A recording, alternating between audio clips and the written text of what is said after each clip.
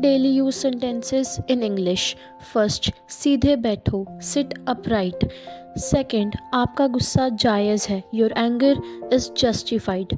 Third, बड़ा चढ़ाकर मत बोलो, डोंट एग्जैजरेट। फोर्थ, वो बहुत पतला है, he is so skinny. Fifth, यह मेरे लिए बड़ी बात है, it's a big deal for me. Sixth, आपको क्या हुआ, what happened to you. Seventh, समय बर्बाद मत करो, डोंट वेस्ट टाइम। एट्थ, तमीज़ से बात करो, बिहेव योर सेल्फ। नाइन्थ, क्या करें, व्हाट टू डू। टेंथ, बहुत बढ़िया, well done. If you like the video, so don't forget to like, share and subscribe the channel.